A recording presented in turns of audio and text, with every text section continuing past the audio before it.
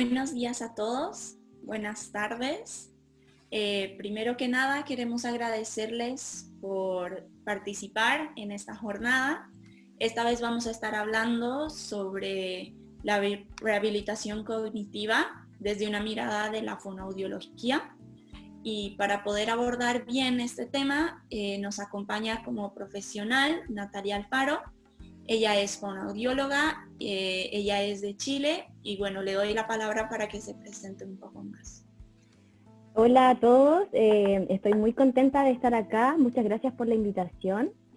Y bueno, yo soy fonoaudióloga de la Universidad Mayor, tengo formación y diplomados en neuropsicología cognitiva infantil de la Universidad Católica y vasta formación también en sistemas de comunicación y rehabilitación de niños con trastornos del espectro autista, epilepsia, etcétera. Y estoy muy contenta de que me hayan invitado a participar de este encuentro, este segundo encuentro. Es una instancia maravillosa para compartir conocimientos, así que muchas gracias por la invitación. Gracias a ti por participar. No sé si ya puedes compartir la pantalla. Perfecto. Ya. Comenzamos entonces. Ok. Bueno, como les dije, soy Natalia, soy fonoaudióloga y el día de hoy vamos a hablar sobre la rehabilitación cognitiva en las epilepsias desde una mirada más bien fonoaudiológica en cuanto como a la intervención que tenemos en el área cognitivo-comunicativa. ¿Ya? Bueno, este es el cronograma del día de hoy. Primero vamos a establecer cuál es el rol del fonoaudiólogo en rehabilitación en pacientes con epilepsia. Todos los estudios que yo les voy a mostrar a lo largo de la presentación son relacionados con pacientes con epilepsia directamente. Ya no estamos hablando de otro tipo de patologías o desórdenes del neurodesarrollo, estamos hablando específicamente en relación a la epilepsia. Después vamos a hablar de la rehabilitación y su relación íntima con la neuroplasticidad como evidencia, como intervención basada en la evidencia, ¿no es cierto? Vamos a hablar sobre las funciones cognitivas y sistema nervioso central. Vamos a entender cómo todas las funciones cognitivas se alojan en ciertas áreas corticales, ¿no es cierto? Y que una lesión probablemente de alguna de esas áreas va a afectar directamente y va a impactar en esa función cognitiva. Después vamos a hablar brevemente sobre las epilepsias en forma general y cómo afectan distintos tipos de epilepsia a distintas funciones cognitivas. Vamos a tener una ronda de preguntas también, para después continuar con el efecto de las epilepsias en la función cognitiva en paciente pediátrico y después en paciente adulto, para finalizar con el tratamiento y rehabilitación según la clasificación internacional de la funcionalidad. Y finalmente las conclusiones y nueva ronda de preguntas para que las personas que tengan dudas en el fondo puedan consultar lo que deseen. Bueno, en general, la rehabilitación cognitiva hace mucha referencia a los distintos métodos terapéuticos que se utilizan, ¿no es cierto?, con el objetivo de compensar o mejorar un déficit cognitivo y que tienen lugar como consecuencia de lesiones o enfermedades, ¿no es cierto?, que afectan nuestro funcionamiento óptimo en el cerebro. En el caso de la epilepsia, por ejemplo, vamos a ver cómo genera ciertas lesiones a nivel cerebral en distintas áreas corticales y cómo va a impactar directo sobre una función cognitiva que es la que deseamos rehabilitar. Bueno, el rol del fonoaudiólogo, en general la fonoaudiología, ¿no es cierto?, es una disciplina del área de la salud que se va a encargar principalmente de la evaluación, del diagnóstico, de la rehabilitación, de la estimulación y además de la promoción y prevención en los distintos trastornos que tratamos como del lenguaje, del habla, de la deglución, de la audición, de la voz y además de la comunicación, ¿cierto?, que reúne y encapsula todo lo anterior. Los trastornos estos trastornos, ¿no es cierto?, pueden ser eventualidades aisladas, ¿no es cierto?, que no van a tener ninguna patología de base que explique en el trastorno, ya va a ser un trastorno puro o primario del lenguaje, habla y deglución, etcétera, o más bien puede ser también secundario a múltiples, ¿no es cierto?, afecciones fisiológicas, anatómicas, etcétera, como por ejemplo consecuencias por un síndrome de carácter genético, enfermedades vasculares como los accidentes cerebrovasculares, los trastornos del espectro autista también, y por consiguiente lo que vamos a trabajar hoy día y lo que vamos a conversar harto en relación al paciente con epilepsia. Vamos a ver cómo las crisis de epilepsia afectan y generan un impacto, y distintos trastornos del lenguaje, habla y comunicación.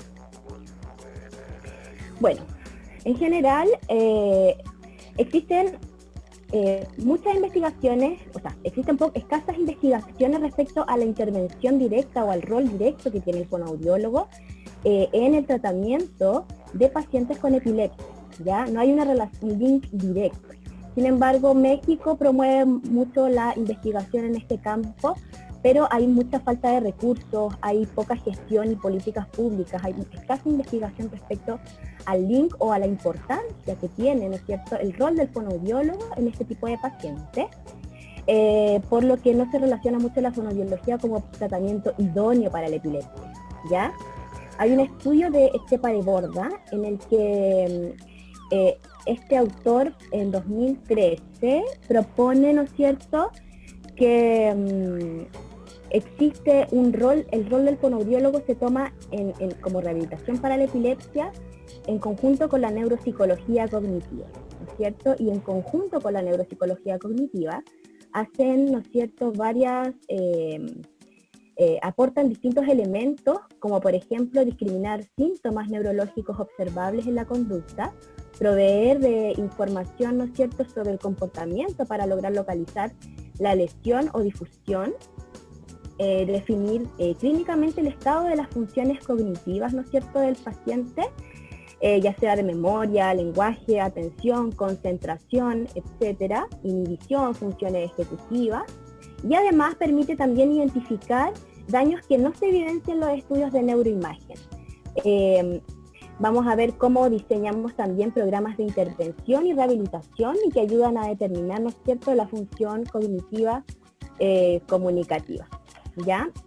Bueno, reconociendo, ¿no es cierto?, desde la neuropsicología y su relación con la fonoaudiología. Bueno, la neuropsicología estudia dos ramas, la neurología y la psicología, y a su vez estudian el cerebro y sus funciones cognitivas, que están la atención, la memoria, la percepción, el lenguaje. Y la fonoaudiología es una de las ciencias que estudia más a cabal, ¿no es cierto?, el lenguaje y el desarrollo lingüístico en los seres humanos, ¿no es cierto? Y ahí justo se hace el link directo con la neuropsicología. Compartimos el mismo área de estudio, pero además de compartir el lenguaje como objetivo de estudio, compartimos también el hecho de que la atención y la memoria, la percepción y las habilidades cognitivas básicas van a ser precursoras de habilidades lingüísticas más complejas. Por lo tanto, si yo tengo un niño que llega a la consulta y que tiene dificultades en la atención, por ejemplo, o permanece poco en ciertas actividades, difícilmente yo voy a poder ir a trabajar directamente un contenido lingüístico más difícil o de mayor dificultad. Primero voy a tener que trabajar un poquito los procesos cognitivos básicos, y ahí me relaciono mucho con lo que estudia la neuropsicología en el fondo. Ya por eso hice ese diplomado, de hecho, porque yo sentía que estaba escasa en cuanto a las estrategias que necesitaba yo para abordar a estos niños que tenían ciertas dificultades más básicas, como a nivel de cognición, ¿ya? Y que impactaban directamente en el desarrollo del lenguaje. Entonces, bueno, reconociendo entonces el rol importante del fonoaudiólogo en relación a la epilepsia infantil y a las dificultades de aprendizaje, ¿ya? Y que sería idóneo poder crear, ¿no es cierto?, programas que promuevan, ¿no es cierto?, el desarrollo óptimo en funciones cognitivas, que son claves en los procesos de aprendizaje y lenguaje. Bueno, hay otro estudio de Luke y Romero, espérame que tengo ahí sí. Ya no importa, es que no alcanzo a ver, ahí sí. De Luke y Romero en 2010, en el que establece que el fonoaudiólogo debería generar nuevas estrategias, ¿no es cierto?, que puedan ayudar a la estimulación de los procesos lingüísticos y cognitivos en pacientes con epilepsia, ¿ya?, que presentan diversas dificultades a nivel de lenguaje, ¿no es cierto?, y por lo tanto la fonoaudiología cumpliría un rol esencial para el tema de la escolarización, ¿ya? Y cómo nosotros tenemos que darle a estos niños equidad de oportunidades, reconociendo, por supuesto, y aceptando la diferencia, y la diversidad, sin que su condición sea un motivo de exclusión en relación al aprendizaje. Por eso a veces, o sea, en los colegios, acá, al menos en Chile, hay algo que se llama proyecto de integración escolar, en el que trabajan ciertos profesionales multidisciplinarios del área de la salud en distintos colegios y que van a ir a generar ciertos apoyos a aquellos niños que tienen dificultades para acceder a los aprendizajes curriculares, ¿no es cierto?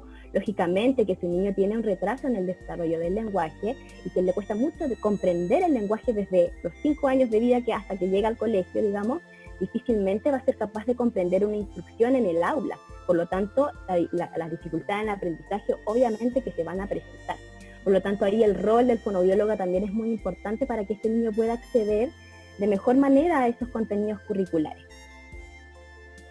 Otro estudio de Rubio, Pinzón y Gutiérrez en el 2011, súper interesante este documento, que habla sobre la atención integral a la primera infancia, ¿ya? En donde debe articular, se habla que se debe articular el sector salud con el sector de protección, ya para poder, ¿no es cierto?, dar mejor atención a estos niños en relación al desarrollo infantil.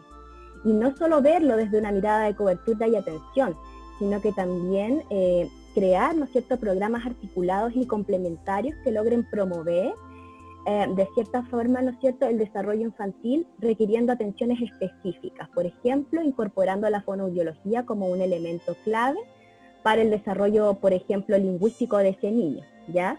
Por lo tanto, establece que el fonoaudiólogo debería trabajar en la promoción, en la prevención, en la evaluación, en el diagnóstico, ¿no es cierto?, y en la intervención en función, ¿no es cierto?, de garantizar un desarrollo integral en el niño. Por lo tanto, también me pareció súper interesante nombrar este estudio. Bueno, en el mismo estudio de Rubio, en este documento que generan acerca de la atención integral, dicen que desde la comunicación y sus desórdenes, la fonoaudiología logra aplicar los saberes propios de dicha disciplina en lo que refiere al lenguaje y el aprendizaje, y su relación con la epilepsia desde diferentes acciones profesionales como la evaluación e intervención, e igualmente logra participar en la gestión hacia la construcción de política pública que beneficie a dicha población, desde una mirada incluyente. Por lo mismo, los servicios fonoaudiológicos no solo deben ser proporcionados en el sector salud, sino que también deben ser sólidos en los escenarios educativos, laborales y comunitarios. Y estoy absolutamente de acuerdo, ¿no es cierto?, con esta afirmación de Rubio, Pinzón y Gutiérrez en 2011. Creo que el rol del fonoaudiólogo es esencial. Bueno, vamos a pasar a la segunda parte, que es donde vamos a establecer la relación de neuroplasticidad y rehabilitación. Bueno, como introducción me gustaría un poquito aclarar ciertos conceptos que son la base de la rehabilitación cognitiva y que entendida, ¿no es cierto?, como una serie de métodos terapéuticos, ¿no es cierto?, que se utilizan con el objetivo de compensar o mejorar un déficit cognitivo, como lo hablaba al principio, y que tienen lugar como consecuencia de lesiones o enfermedades que afectan el funcionamiento óptimo del cerebro, ya sea del niño o del adulto, ¿no es cierto? Por lo tanto, hay una estrecha relación entre la plasticidad cerebral, la rehabilitación y la neuromodulación también. Vamos a entender cómo se relacionan estos conceptos que son la base, ¿no es cierto?, del marco teórico en cuanto a la rehabilitación cognitiva, ¿ya? Bueno, a lo largo de los años se ha escrito, ¿no es cierto?, y se ha establecido la historia de la neuroplasticidad por estos grandes personajes, ¿no es cierto?, del área de la neurología, como James, ¿no es cierto?, Wasserman, Cohen, Golgi, Luria también, Ramón y Cajal, que hablan, son neuropsicólogos, neurólogos, etcétera, que han estudiado mucho el comportamiento en relación a la neuroplasticidad, ¿no es cierto?, y la definen como la capacidad que tiene adaptativa, ¿no es cierto?, que tiene nuestro sistema nervioso para lograr minimizar los efectos producidos por lesiones, ¿ya?, a través de la modificación en su organización estructural y también funcional, ¿no es cierto? Dicho de otra manera, consiste en la capacidad que tienen ciertas áreas del cerebro, ¿no es cierto?, para poder aprender, desarrollar conductas compensatorias y que van a ir a sustituir a aquellas que no pueden realizarse por las zonas cerebrales que se encuentran dañadas, ¿ya? Lo que hace la rehabilitación y la estimulación en sí sobre la función, como lo tuviéramos que decir de manera práctica, es que el cerebro hace un llamado, por ejemplo, en un tipo de neurorehabilitaciones que hace un llamado a las células aledañas a la lesión, o incluso puede también hacer un llamado al área cortical contralateral para que se haga cargo de esa habilidad y el paciente logre recuperar la función. Lo decía mucho ayer la doctora en el fondo respecto a la neuroplasticidad. Bueno, se asevera que el sistema nervioso, ¿no es cierto?, es un sistema cerrado, pero al mismo tiempo muy dinámico, ¿no es cierto?, que asimila, reorganiza, modifica los mecanismos biológicos, bioquímicos y fisiológicos incluso también, y que posee cambios en el tejido neural, que van incluyendo, por ejemplo, la reorganización, la regeneración axonal, por ejemplo, la colateralización, la neurogénesis, la sinaptogénesis, lo nombraba mucho ayer la doctora también, y distintos mecanismos, ¿no es cierto?, que tiene nuestro sistema nervioso, que van a potenciar o van a deprimir, ¿no es cierto?, sinápticamente a corto o largo plazo, efectos que pueden ser transitorios o permanentes dentro de la neuroplasticidad, ¿ya? Bueno, nosotros los seres humanos estamos constantemente aprendiendo, y ahí es la esencia de ese aprendizaje, es el cambio, ¿no es cierto?, en el sistema nervioso humano, que posee una notable capacidad de modulación por estímulo sensitivo, sensorial o motor, ¿ya? Cuando hablamos de cambios en condiciones más normales, ¿no es cierto?, se alude a el crecimiento, al desarrollo y a la maduración de nuestros sistemas, ¿ya? Y aquí hay un constante incremento a nivel celular, hay un crecimiento de todas nuestras estructuras corporales, ¿no es cierto?, como seres humanos, pero también hay un momento crítico de crecimiento que se da en el cerebro y que ocurre en las primeras etapas del desarrollo, ¿ya?, cuando se es neonato y niño, que es la primera infancia. En este periodo nosotros en general somos más susceptibles a sufrir daños, porque en esta etapa establecemos funciones destinadas a funcionar de determinada manera. Por lo tanto, cuando un niño sufre una crisis de epilepsia en etapas tempranas del desarrollo, la probabilidad de que este daño a nivel cerebral sea permanente es mucho mayor y es perjudicial en el funcionamiento a futuro, en el funcionamiento motor, cognitivo, sensorial, comunicativo e incluso social, ¿cierto? Bueno, y aquí la rehabilitación en sí cumple una función esencial, ¿no es cierto?, para atenuar un poco la discapacidad de este niño, y en este caso apelamos 100% a la neuroplasticidad cerebral y en función, ¿no es cierto?, a la estimulación para que ese niño logre adaptarse y logre regenerar funciones y logre el desarrollo esperado, ¿no es cierto? Por otra parte, cuando hablamos de plasticidad neuronal nos referimos a que permite cambios y reorganizaciones en condiciones patológicas, cuando hay un daño cerebral adquirido, ¿ya? Hablamos de eventos adaptativos y maladaptativos, ¿no es cierto?, que son los que nos acompañan en la evolución de distintas enfermedades neurológicas, ¿ya?, como la epilepsia, que es lo que nos vamos a enfocar el día de hoy. Que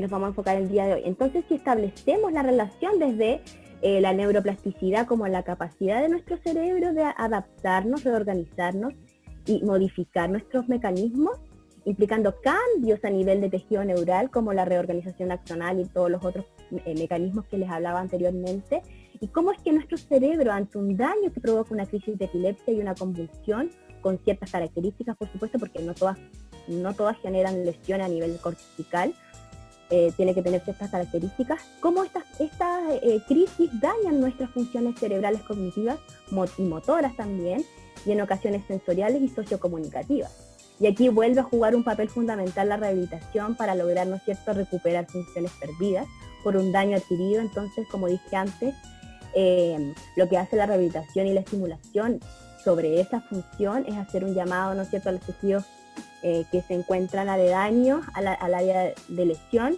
o incluso es un llamado a veces al área contralateral del mismo hemisferio cerebral, que se haga cargo de esa habilidad, ¿ya?, y logre recuperar esa función. Ahora vamos a hablar un poquito sobre las funciones cognitivas y el sistema nervioso central. Vamos a establecer ciertas, creo que es necesario comprender el funcionamiento cognitivo comunicativo asociado a la localización en el cerebro, por lo que a lo largo de diversos estudios de imagenología funcional, aquí tengo un estudio de imagenología funcional, en el donde yo, en general, durante el examen, durante la evaluación, durante la imagenología, yo le voy solicitando pruebas al paciente, yo le voy solicitando ciertas actividades que debe ir realizando.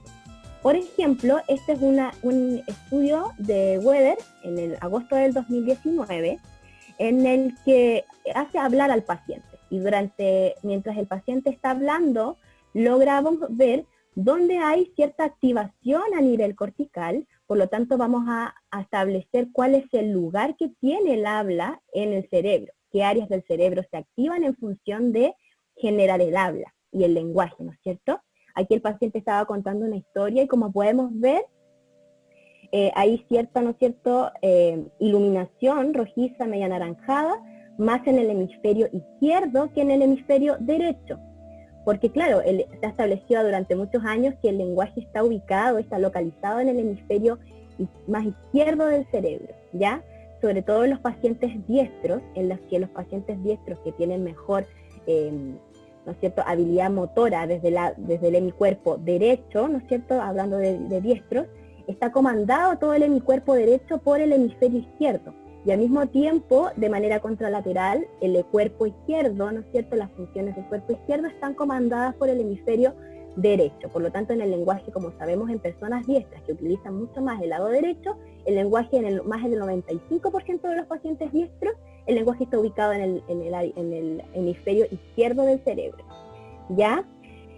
Como podemos ver en la imagen, ¿no es cierto?, muestra iluminación rojiza y anaranjada. Eso demuestra que cuando el paciente está hablando se activan estas zonas que son principalmente el hemisferio izquierdo, como les decía, ¿no es cierto?, y en menor medida el hemisferio derecho. También vamos a ver una zona más mesial, que también fundamentalmente lo llamamos área motora suplementaria, ¿no es cierto?, que también corresponde a estar en función del lenguaje y el habla, pero en general son muchas las áreas que se activan al ejecutar el lenguaje, ¿ya? Por lo que vamos a pensar que, si lo vemos, a ver, parece que tengo, también tenemos, por ejemplo, la ínsula, que está aquí justo dentro de la fisura de Silvio, y la rolándica, ¿no es cierto?, hacia el interior de nuestro cerebro, también esta cumple un rol fundamental dentro del habla y el lenguaje. Entonces tenemos el área izquierda del cerebro, el área motora suplementaria, la ínsula, el lóbulo temporal principalmente, ¿no es cierto? Y vamos a ver cómo las lesiones cómo la actividad epileptiforme más interior, ¿no es cierto?, y más baja a nivel cortical, afecta directamente en el habla en estos pacientes. Bueno, aquí tenemos otro estudio que habla sobre la relación interhemisférica, ¿no es cierto?, los fascículos que unen áreas corticales. Por ejemplo, acá tenemos el área de Broca, que tiene, a grosso modo, muy genérico, habla sobre la expresión del lenguaje, que se aloja la expresión del lenguaje, y tenemos Wernicke, que se ocupa, ¿no es cierto?, de la comprensión del lenguaje. Pero tenemos un fascículo, el fascículo arcuato, que es una conexión interneuronal, ¿no es cierto?, que conecta la comprensión del lenguaje con la expresión del lenguaje a través de este fascículo. Y esas conexiones intercerebrales, ¿no es cierto?, van a dar, ¿no es cierto?, información, porque en el fondo cuando yo veo un lápiz, por ejemplo, y yo tengo que nominar la palabra lápiz. Si me presenta el lápiz frente de mí, yo voy a registrar ese estímulo, ¿no es cierto?, y va a ir información a mi corteza, por ejemplo, occipital, que ahí está como la visión, por ejemplo, y cómo la corteza a nivel occipital se va a comunicar con mi área de lenguaje para llegar a la palabra y a la ejecución y la verbalización de la palabra lápiz. Entonces, todas estas conexiones se ven interferidas, ¿no es cierto?, cuando hay una crisis o cuando hay una crisis de epilepsia y que tiene ciertas características epileptiformes que generan daño a nivel de intercomunicación neuronal. Aquí tenemos otras áreas del cerebro. Bueno, ayer lo hablaba la doctora, definió un poquito cada una de estas funciones cognitivas y habló también más o menos en qué lugares del cerebro estaban, así que no voy a ahondar mucho en esto. Bueno, el lenguaje, la memoria están en el lóbulo más bien temporal, ¿no es cierto? La resolución de problemas, la atención, la concentración están más hacia frontal, por lo que si nosotros tenemos una epilepsia focal del lóbulo temporal, por ejemplo, obviamente en la expresión clínica, sintomatológica del paciente, vamos a observar que tiene dificultades en el lenguaje y en la memoria. Ahora lo vamos a ver más en detalle. Vamos a hablar un poquito sobre las epilepsias, muy breve, porque ya lo han comentado otros profesionales en el primer encuentro, y ahora en el primer encuentro, el día lunes, el doctor también habló sobre las epilepsias, ¿no es cierto? En sí es una condición que está muy estigmatizada por la sociedad. La epilepsia, según Lila, en 2014 es definida como una enfermedad cerebral, por cualquiera de las siguientes situaciones. Primero, la aparición de al menos de 2 crisis no provocadas con una separación de 24 horas entre ambas crisis. Segundo, una aparición de crisis no provocada o refleja, ¿no es cierto? Y que la probabilidad de que aparezca, y con alta probabilidad de que aparezca una los 10 años posteriores a la primera. Y tercero, en el caso de un diagnóstico propiamente tal, ¿no es cierto?, de síndrome epiléptico, ¿no es cierto? También consideré la definición de la clínica Mayo en 2018. A nosotros en general en el área de la neurología o en el área de la fonoaudiología siempre seguimos mucho la clínica Mayo porque siempre ha demostrado muchas actualizaciones y muchas investigaciones respecto al funcionamiento cognitivo y a las distintas enfermedades neurológicas que presentan la población en el fondo. Por eso me gusta harto la clínica Mayo, y define la epilepsia como un trastorno, ¿no es cierto?, del sistema nervioso central de tipo neurológico en el que hay actividad cerebral se vuelve anormal, ¿no es cierto?, lo que provoca convulsiones, periodos de comportamiento o sensaciones inusuales. A veces con pérdida de conciencia también. Cualquier persona puede desarrollar epilepsia, ¿no es cierto? Eso lo sabemos, la mayoría de la comunidad de epilepsia y juventud, ¿no es cierto? Y epilepsia y hablan mucho y suben mucha información y material sobre la concientización para que la gente sepa de qué se trata. En general el tratamiento con medicamentos, hay tratamiento farmacológico para estos pacientes que logran controlar cierto sus convulsiones, y en ocasiones también la cirugía puede ayudar a la mayoría de las personas que tienen epilepsia. Algunas de las personas requieren tratamiento de por vida o incluso con el pasar de los años pueden atenuar eventualmente desaparecen estas crisis, o hay algunos niños con epilepsia que pueden superar la enfermedad con la edad, ¿ya? Bueno, sabemos que la epilepsia es una enfermedad de origen orgánico, ¿no es cierto? Y que en la que existe una zona de lesión y una zona epileptogénica en la que se originan diversas descargas, ya que llegan a las crisis, que llevan a las crisis, y que se trata de una afección crónica, de patogenia diversa, ¿no es cierto? Y que se caracteriza por crisis eléctricas recurrentes o descargas excesivas. Ya tienen obviamente evidencia de manifestaciones clínicas y paraclínicas. Y en 2005 la ILAE establece efectivamente que la epilepsia es una condición que se caracteriza por una predisposición, ¿no es cierto?, del paciente a generar crisis, pero además hay una consecuencia y que puede generar, ¿no es cierto?, estas crisis pueden generar trastornos neurobiológicos, cognitivos, psicológicos y sociales incluso. Acá está la clasificación que establece la ILAE en 2017 de las epilepsias. No vamos a ahondar ni a describir una a una porque ya lo han conversado los distintos colegas del área de la salud en este maravilloso encuentro, en el que han en el fondo descrito un poco de qué se trata cada tipo de crisis. Pero lo importante es que determinar el tipo de epilepsia es súper importante y ayuda a determinar también las fallas de funciones más específicas, por ejemplo la memoria, en la cual suele verse más afectada en las epilepsias parciales del lóbulo temporal, por ejemplo, que es lo que les decía cuando hablábamos de la localización en el sistema nervioso central, cómo ciertas habilidades se encontraban en ciertas áreas corticales, en el fondo va a tener un link directo con el tipo de epilepsia, en este caso con las faciales del lóbulo temporal. Respecto a la atención, por otra parte, esta suele verse más comprometida aún en las epilepsias más generalizadas, de tipo generalizadas. Las epilepsias focales idiopáticas en el lóbulo temporal derecho, por ejemplo, alteran más tareas visoespaciales. Ya en el trastorno en el lóbulo temporal izquierdo se afectan más las tareas verbales. En el lóbulo frontal o epilepsia parcial del lóbulo frontal se producen más desorientación y déficit de atención, por ejemplo. Por otra parte, en las profundas de los lóbulos temporales se pueden producir, ¿no es cierto?, efectos negativos en las funciones del hipocampo y amígdala, generando problemas de memoria verbal en el izquierdo y de memoria no verbal en el derecho. Y ahí vamos estableciendo como el link y la asociación entre área cortical, la función cognitiva o lingüística que se encuentra en esa área cortical y cómo los distintos tipos de epilepsia van a ir a afectar y generar una lesión a nivel cortical. Bueno, ahora vamos a hacer... ahora vamos a ir a una ronda de preguntas, pero antes voy a terminar esto.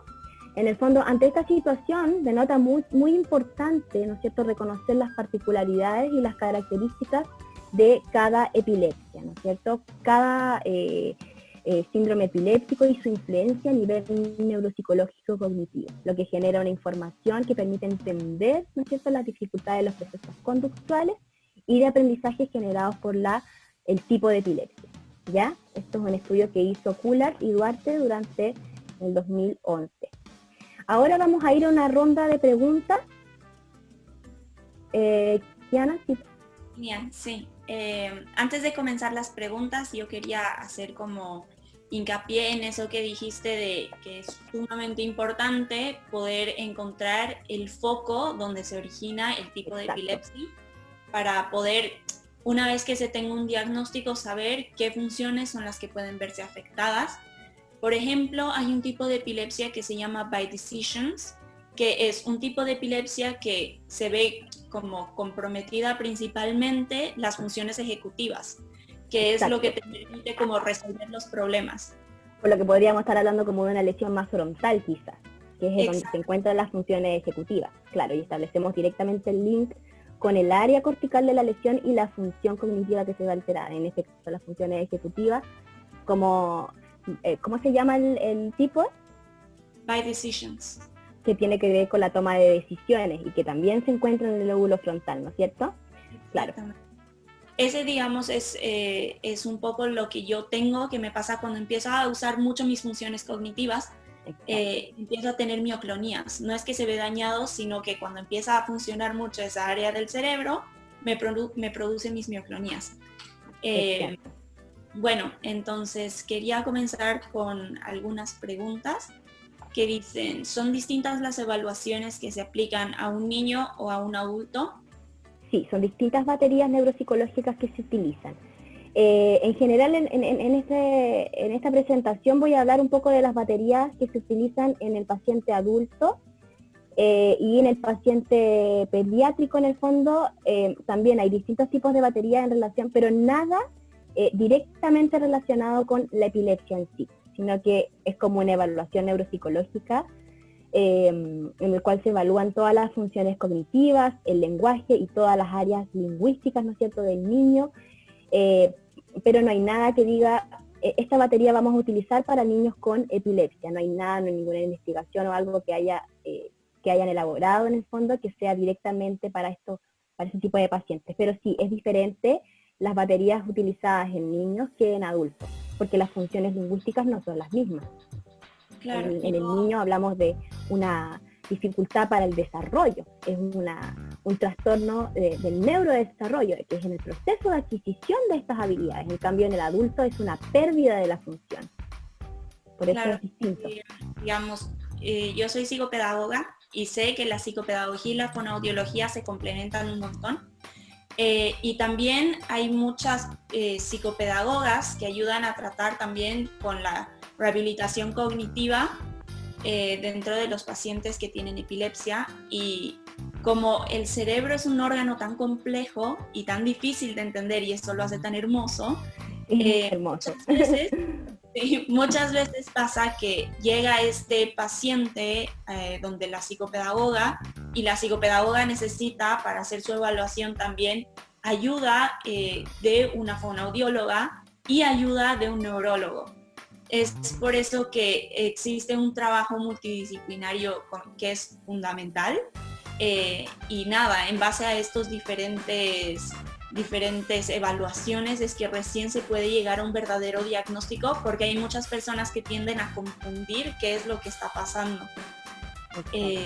Bueno, la siguiente pregunta dice, ¿cómo podría manejarse el bruxismo desde casa? Que es, bueno, no sé si sí, la capacidad de... No, creo. Sí, en relación al bruxismo, lo trabajamos muy, muy de cerca con el odontopediatra, ¿no es cierto? El cual puede crear ciertos planos de relajación que puede utilizar el niño para trabajar un poco y controlar esa hiperfunción en el cierre, ¿no es cierto? Pero en general en fonoaudiología trabajamos con ese plano, con la resistencia de ese plano, porque el niño en general no tolera muchas cosas en la boca, o sea, con suerte un niño se lava los dientes, por lo tanto, tener un aparato que es súper invasivo dentro de la boca, que trabaja los planos de relajación, es complejo, por lo tanto la fonoaudiología, por ejemplo, en las terapias, en este caso, que me ha tocado un par de pacientes con ese caso, trabajamos la incorporación de este plano de relajación. Entonces partimos como muy desde afuera hacia adentro, que lo toquen, que lo manipulen, y poco a poco nos vamos acercando hacia más el área de la boca y hacia introducirlo, y aumentar la cantidad de tiempo que usa estos planos de relajación en pro del bruxismo.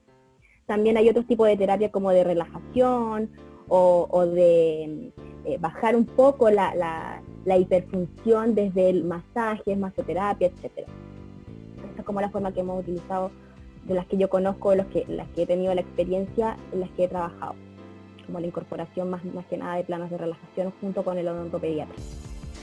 Bien, dice, según su experiencia, ¿cuáles son los problemas fonoaudiológicos o deglutorios que más se presentan en personas con epilepsia o síndromes epilépticos?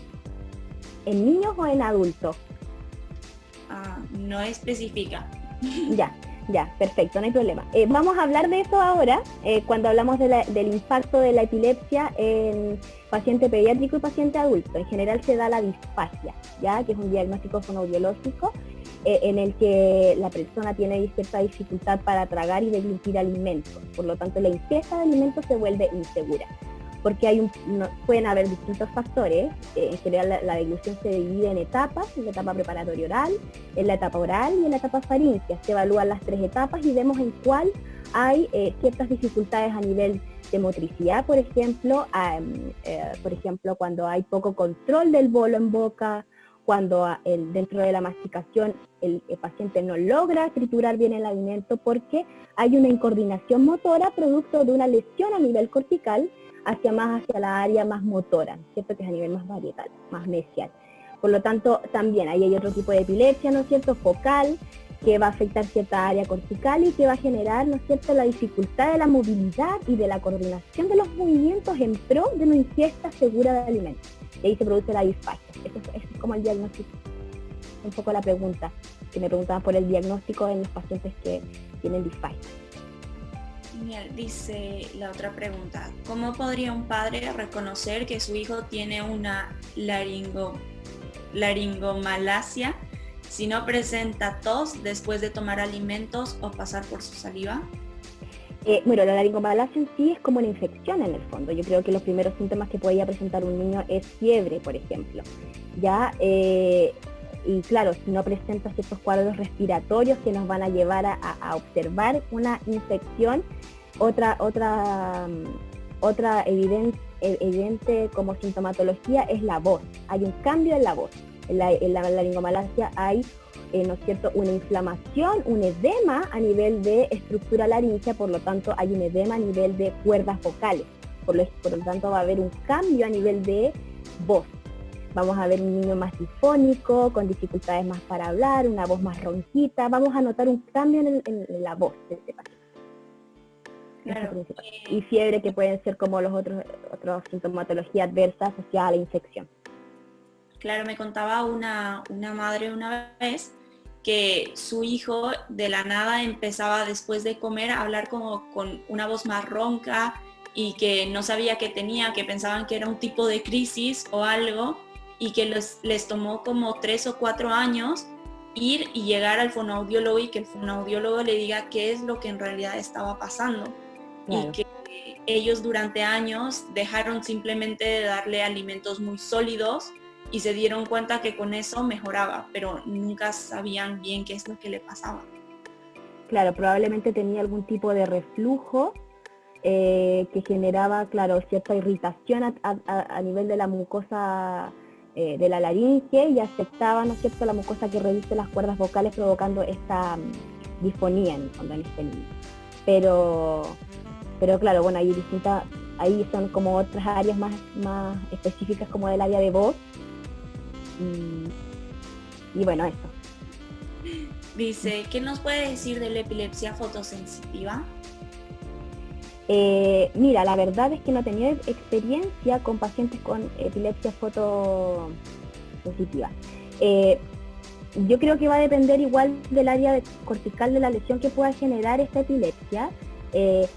Sin duda debe ser súper importante conocerla también, porque en el fondo si yo le presento un estímulo visual a un niño o a un paciente con este tipo de epilepsia, probablemente puedo sin querer gatillar desde los estímulos visuales sensoriales al momento de trabajar con él, ¿no es cierto?, este tipo de epilepsia. Entonces igual sería bueno quizás poder estudiarla. No sé si no tengo mayor experiencia, digamos, con este tipo de epilepsia en específico. Tengo más experiencia con tipos de epilepsia que afectan, ¿no es cierto?, las funciones de habla, cognición y deglución principalmente, asociados también, por ejemplo, harto al área del paciente con parálisis cerebral también. Claro, la epilepsia fotosensitiva o fotosensible tiene en realidad diferentes tipos, como subtipos, que Claro. hay personas que reaccionan ante las luces parpadeantes, otras personas hasta a cierta tonalidad de colores de luz, por ejemplo, la luz negra. Entonces es importante, y esto es como en la mayoría de las epilepsias, saber cuáles son tus gatillantes, pero es más que todo un trabajo de práctica y error. Claro. Entonces tarda cierto tiempo saber cuáles son tus gatillantes, qué es lo que te hace como tener una crisis. Claro. Y eso, ¿cuál es el estímulo visual sensitivo, claro, en el fondo que gatilla la crisis? Claro, claro. Entonces es importante también tener un acompañamiento de un neurólogo a través de eso y no hacerlo de manera casera en tu casa, porque puedes terminar desencadenando algo un poco más grande. La siguiente pregunta dice, en casa, ¿qué ejercicios podría utilizar para reducir cialorreas? Principalmente para la disminución de la cialorrea usamos harto el tema del masaje, ya a nivel orofacial perioral, y además utilizamos estimulación termotáctil. En general yo uso muchas herramientas de Talk Tools, que es un spot de herramientas en pro de la fonoaudiología y que trabaja mucho la motricidad orofacial. Nosotros trabajamos la cialorrea a través de la motricidad orofacial, a través de conductas e información sensorial perioral e intraoral de cierre. Por ejemplo, hacemos ciertos masajes, ¿no es cierto?, que favorezcan el cierre, por ejemplo, el empuje, ¿no es cierto?, del labio inferior hacia arriba para crear la función de cierre. También podemos utilizar en casa cucharas, ¿no es cierto?, que las podemos poner en hielo muy frío para que además de entregar la información de presión, de cierre, además podamos, ¿no es cierto?, darle información sensorial sensitiva de temperatura. Entonces vamos a activar muchas áreas a nivel cortical y vamos a dar mucha información de input al cerebro de cierre, el cierre oral. Trabajamos principalmente el cierre oral de la cialorrea. Entonces ponemos una cuchara y hacemos que el niño limpie la cuchara apretando los dientes y haga este ejercicio. De tal manera que empiece a activar un poco más el orbicular de los labios y empiece a fortalecer un poco más el cierre para evitar, ¿no es cierto?, la cialorrea. Otra es como una terapia más bien conductista, ya, que tiene relación con tragar. En el fondo, si el niño traga constantemente o tiene conciencia de tener que tragar cada cierta cantidad de minutos, si el niño traga, no hay saliva en la boca. Y si no hay saliva en la boca, si tenemos poco control del músculo orbicular de los labios, nada va a caer porque nada va a haber en boca. Entonces trabajamos también la motricidad a nivel de motricidad orofacial y también a nivel de conducta, haciendo consciente al niño de tragar constantemente. Bueno, justamente hablando de la deglución, preguntan en casa qué tipo de masajes podríamos realizar para bajar la sensibilidad y ayudar la deglución de saliva. Bueno, existen distintos tipos de masaje, desde, como les decía, desde más afuera hacia más adentro, hacia lo más invasivo. Siempre hay que ir tratando de trabajar esto con los niños paso a paso para no crear una sobreestimulación, una sobreexigencia sobre ese niño y después el niño sea reacio a que lo manipulen desde el oral, porque hay niños que son muy hipersensibles a ciertos estímulos. Entonces el ideal es partir con ciertos masajes a nivel de facial, ¿no es cierto? Y que van a ir hacia la boca. Es que hay distintas manipulaciones, distintos tipos de ejercicios. Yo puedo hacer una elevación del labio inferior para favorecer el cierre, puedo hacer masajes hacia el orbicular, ¿no es cierto? Hacia las comisuras, hacia abajo, hacia el lado, siempre obviamente si vamos a trabajar los patrones musculares, siempre se trabajan desde el hemicuerpo, de la mitad del hemicuerpo hacia un lado y de la mitad del hemicuerpo hacia el otro lado, y hasta llegar hacia intraoral, en donde vamos a también, por ejemplo, nos podemos poner un guante, o en el caso si es la mamá o papá, un buen lavado de manos, y hacemos ciertos ejercicios, no se los voy a mostrar ahora, pero hacemos ciertos ejercicios de manipulación donde tocamos la encía y entregamos mucha información de presión, ¿no es cierto? Propioceptiva, de presión, de estimulación termotáctil, ¿no es cierto? Y sensorial, para activar la musculatura oral en pro de que el niño tenga mayor conciencia a nivel cerebral de sus estructuras orales. Eso es lo que busca finalmente esto, como aumentar la conciencia que tiene el niño de sus estructuras a nivel cerebral, para que por lo tanto tenga un mejor control y mejor conciencia de lo que tiene en boca también, y logre manipular y coordinar mejor los movimientos en pro de la alimentación. Claro. Dice esta pregunta, doctora, ¿un niño con una epilepsia refractaria es más importante la parte miofuncional o el lenguaje? Depende, yo creo, de la edad del niño. Igual, es importante saber la edad del niño. En relación a qué es más importante, mira, yo creo que todo es importante, sin duda alguna. Deberíamos poder entregarle a ese niño las herramientas desde un enfoque multifuncional, en el sentido de entregarle a ese niño un enfoque multidisciplinario, más bien, ¿ya? Un enfoque multidisciplinario, en donde todas las áreas, no solo el área de la kinesiología a nivel motor, sino también a nivel lingüístico, desde parte de la fonoaudiología, ¿no es cierto?, para lograr rehabilitar a ese niño. Yo creo que todo es importante, todo es importante. Ambas terapias son igual de importantes, o sea, el desarrollo motor, ¿ya?, me va a entregar a mí, como fonoaudióloga, como herramientas de lenguaje, que el niño pueda explorar mucho más el mundo. Si un niño no camina, lamentablemente el mundo que el niño va a conocer, por lo tanto, el lenguaje o la cantidad de estímulos que va a reconocer va a ser limitada, por lo tanto su vocabulario también va a ser limitado, por lo tanto también va a generar un gran impacto si ese niño tiene poco desarrollo motor en cuanto al conocimiento del mundo. Va a ser un niño con menos lenguaje, por lo tanto a mí me conviene, o para mí es algo muy positivo que el niño tenga rehabilitación motora y que logre caminar para poder acceder a distintas experiencias, porque el niño aprende a través de experiencias. Y si el niño no es capaz de explorar por sí solo de manera autónoma, adquiriendo la marcha, por ejemplo, el niño difícilmente va a poder conocer más mundo y va a poder tener mayor capacidad de vocabulario, etcétera. Entonces, por lo tanto, las dos terapias yo encuentro que son igual de importantes. Claro, dice, si una persona neurológica con discapacidad múltiple que no maneja el habla, ¿cómo podría un padre reconocer una disfagia o laringomalacia? Bueno, la disfagia en estos pacientes con daño cognitivo deberíamos hacer una videofluoroscopía, Ya deberíamos hacer una videofluoroscopía en donde se le introduce en boca, ¿no es cierto?, una sustancia que está con una tinción.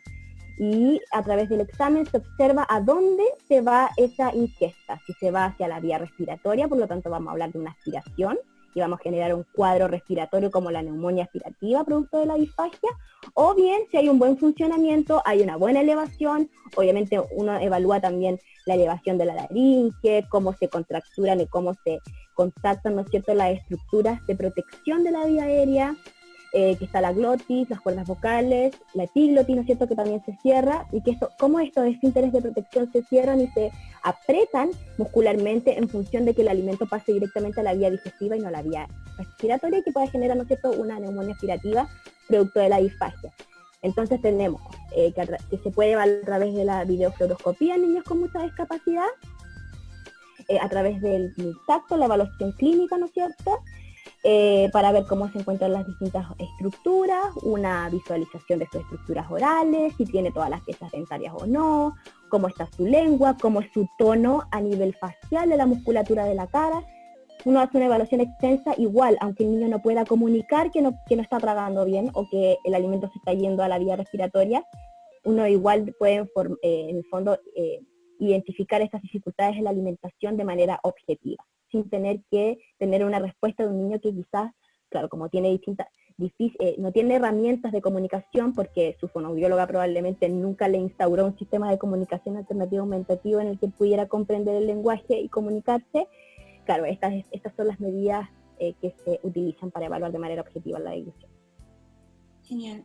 Dice, en un paciente adulto con displasia cortical, puede tener disfasia asociada al neuroestimulador vagal, así ya no esté encendido. ¿Me puedes repetir la pregunta, por favor?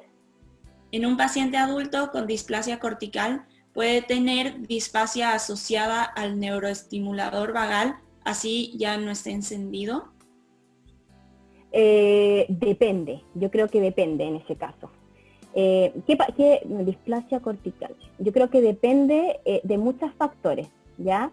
De qué nivel de comunicación tiene ese paciente, cuál es el tipo de comunicador que está utilizando en el fondo y cómo es que funciona, ¿ya? Porque es como muy genérica la pregunta, como que no... Claro. Lo que yo vi del neuroestimulador vagal es que muchas veces tiene, como puede afectar mucho el área de la deglución o crear irritación. Y si es que se está creando mucha irritación, hay que comunicarlo con el doctor porque a veces conviene sacarlo antes de que genere como más secuelas, claro, como otras patologías más adversas.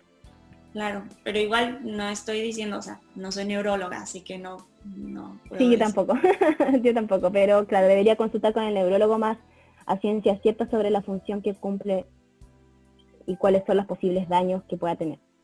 Bueno, voy a hacer las últimas dos y después al final continuamos. Respondiendo. Dice, ¿cómo trabajar la consolidación de la lectura y la escritura con un paciente de 10 años que presenta síndrome de Dravet? En el caso de los síndromes, aquí hay una excepción, ¿ya? Cuando hablamos de un niño que tiene un síndrome, hablamos que el niño viene con una predisposición genética a tener dificultades o a no tener habilidades o a no desarrollar habilidades, ¿ya? Por lo tanto, estamos hablando de una limitación genética, ¿ya? Que porque viene en el fondo de fábrica nuestro niño, viene con estas habilidades y estas disabilidades, y que ni por toda la rehabilitación y estimulación del mundo va a lograr acceder a ese aprendizaje.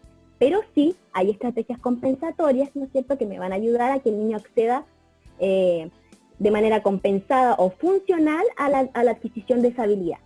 Por lo tanto, si ella habla de cómo estimular la lectura, no sé si él está leyendo ya, o no sé qué tipo de dificultades pueda tener en la lectura, si es la decodificación, si es la comprensión, si es la escasez de vocabulario. Tenemos que identificar cuál de las habilidades que se requieren para la lectura son las que están más deficitarias y trabajarlas desde el lenguaje.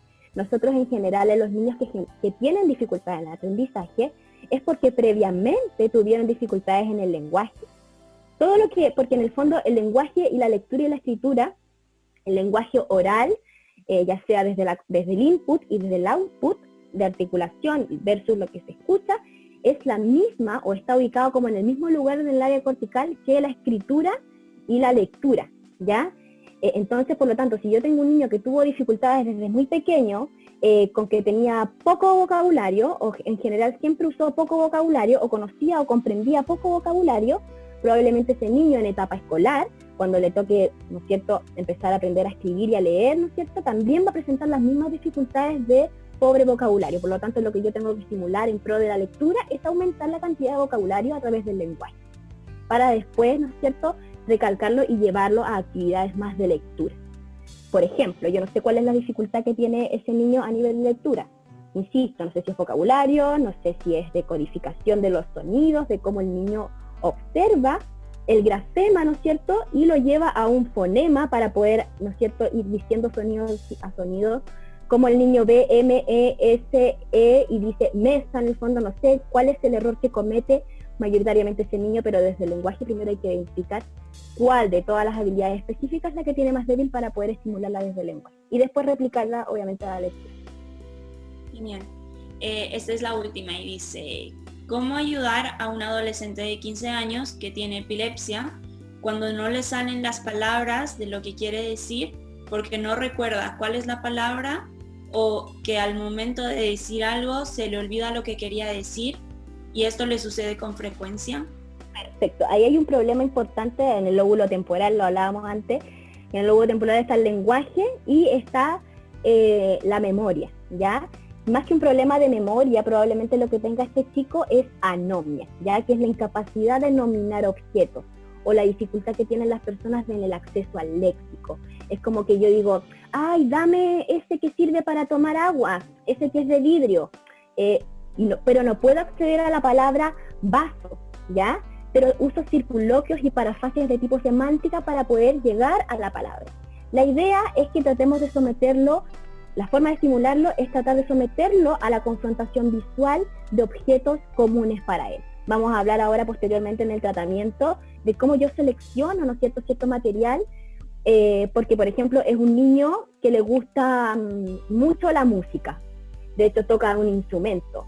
Yo no voy a ponerme a trabajar con el vocabulario de herramientas de grafitería, por ejemplo, sino que voy a ponerme a trabajar cosas relacionadas con la música. Nominación por confrontación visual de instrumentos musicales, por ejemplo, o de objetos de su entorno de uso común, de uso frecuente, objetos que hay en su propia casa.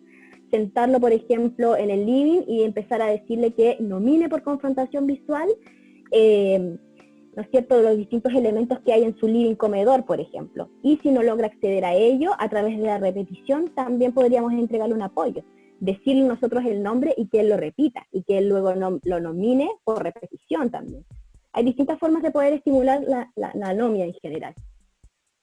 Vamos a seguir entonces. Ya. Ahora vamos a hablar sobre la epilepsia y la cognición, ¿no es cierto?, en paciente pediátrico, ya que son nuestros niños hermosos. Yo trabajo en un centro de neurorehabilitación infantil que se llama Amancay. Vemos en general trastornos de neurodesarrollo infanto-juveniles. Trabajamos también con pacientes más grandes que han estado toda la vida con nosotros, que están desde los 5 años, por ejemplo, en el centro, y el centro tiene más de 20. Por lo tanto, son pacientes que hoy en día tienen 20 y tantos años, son adultos, pero que en algún momento fueron nuestros niños y que seguimos trabajando en conjunto con ellos. Y voy a hablar un poco de las epilepsias en este tipo de pacientes, ¿ya? Hay un estudio de Velasco y Castro en el 2008 que establece que las funciones cognitivas más alteradas en la epilepsia en general son la atención y la memoria, ¿ya? Y que son, por supuesto, claves en el proceso de aprendizaje o habilidades muy precursoras para la adquisición de aprendizajes y el lenguaje en sí. Las dificultades del aprendizaje no son una consecuencia directa inexcausable de la epilepsia, ¿ya? De hecho, no existen datos concluyentes de que permitan afirmar la relación causal directa entre la epilepsia y las dificultades de aprendizaje. Pero esto se refiere a qué? No es que la epilepsia no cause dificultad en el aprendizaje, ¿ya? Lo que pasa es que por sí sola, el solo hecho de tener epilepsia no me implica a mí tener dificultad en el aprendizaje. En este estudio se refiere a la discapacidad intelectual, ¿ya? Al coeficiente intelectual bajo.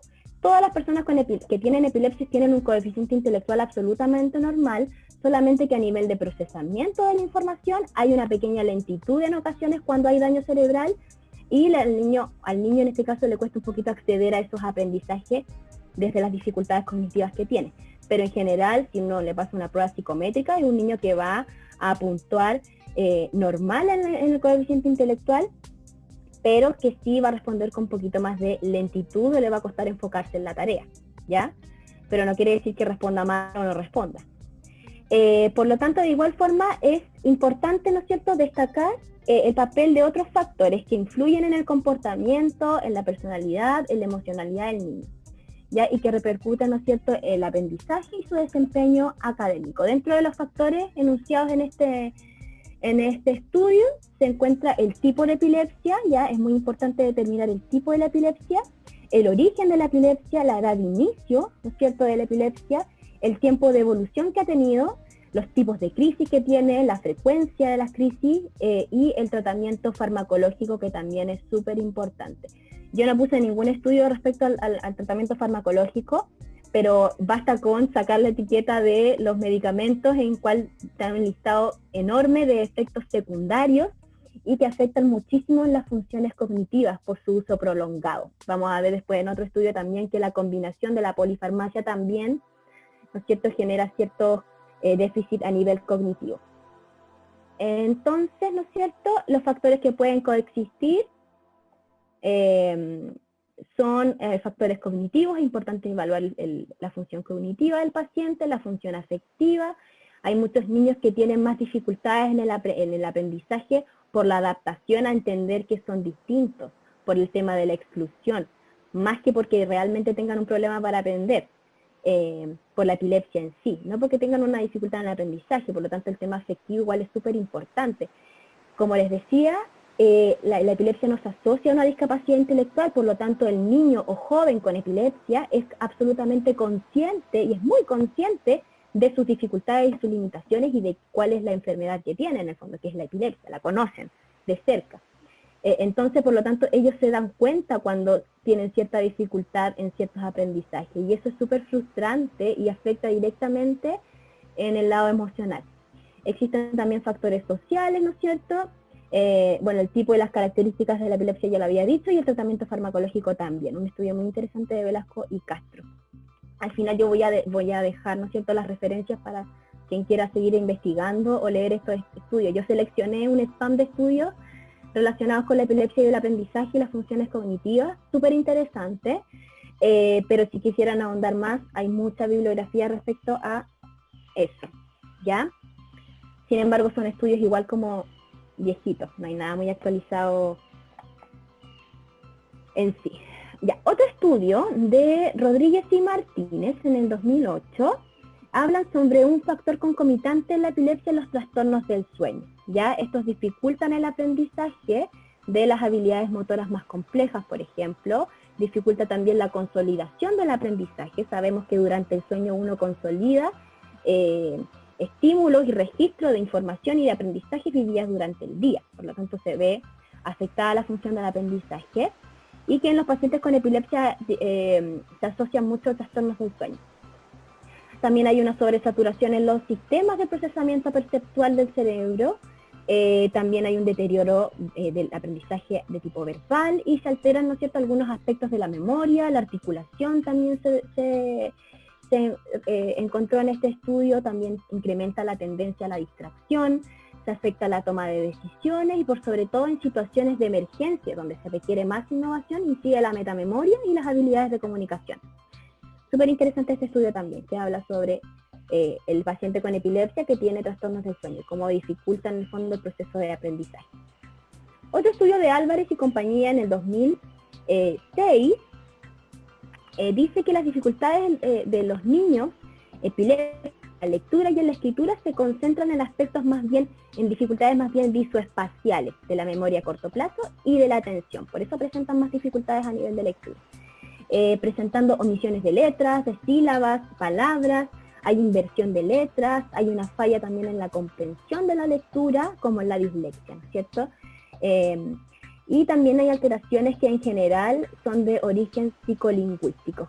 Las habilidades psicolingüísticas son habilidades precursoras de la lectoescritura, ¿ya? Que son habilidades que, como decía antes, se dan en el lenguaje antes, durante el desarrollo, y que si hay dificultades en habilidades psicolingüísticas, obviamente que va a repercutir en el aprendizaje de la lectoescritura. ¿Ya? Otro aspecto relevante en el lenguaje es que tienden a tener problemas en la pobreza de vocabulario. Eso es lo que decía, ¿no es cierto?, yo cuando recién me hicieron la pregunta que no sabemos a ciencia cierta cuál es la habilidad específica desde el lenguaje que tiene más deficitario ese niño y que le cuesta, ¿no es cierto?, acceder a la lectoescritura con mayor facilidad. Por lo que puede manifestar, ¿no es cierto?, fallas en los procesos articulatorios también, además de la pobreza de vocabulario. Las dificultades, ¿no es cierto?, en el área de las matemáticas también están relacionadas fundamentalmente con el aprendizaje aritmético, ¿ya? En donde vamos a encontrar, según Álvarez, en el 2006, vamos a encontrar una lentitud y errores en el cálculo mental, ¿ya? Un estudio también súper bueno de Álvarez y compañía.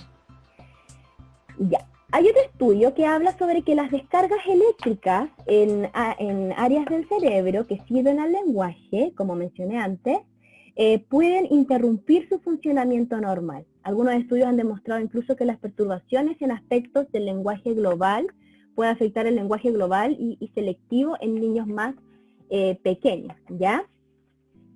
Por otra parte, el uso de fármacos antiepilépticos también interfieren bastante en las funciones cognitivas y conductuales.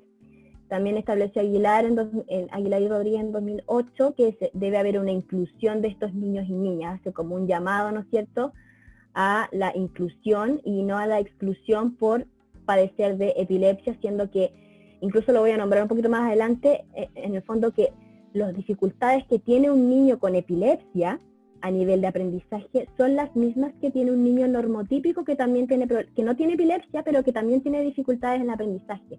Es exactamente igual, no es diferente, no se comporta sintomatológicamente en la clínica, dentro de la evaluación de sus habilidades, no se comporta de manera distinta. No es un trastorno, por así decirlo, que es anómalo y que es cambiante, sino que se comporta igual que como si fuera un niño absolutamente, no me gusta usar la palabra normal, pero un niño absolutamente sin epilepsia, digamos. Ya se comportan de la misma manera. Este estudio me gustó muchísimo, de Papazian, Alfonso, en 2008. Es un estudio súper interesante que compara dos tipos de epilepsia, ¿ya? Es un estudio que se evaluaron, en el fondo, el estudio trata de ver el efecto de las descargas epileptiformes interictales sobre las funciones cognitivas en niños con epilepsia idiopática, ya así como la comparación. Se evaluaron 66 escolares, 40 niños y 26 niñas que cumplieron con el criterio de inclusión de que tenían diagnóstico de epilepsia. Ya la enfermedad, la edad media, promedio, ¿no es cierto?, de la población estudiada fue de 8 años.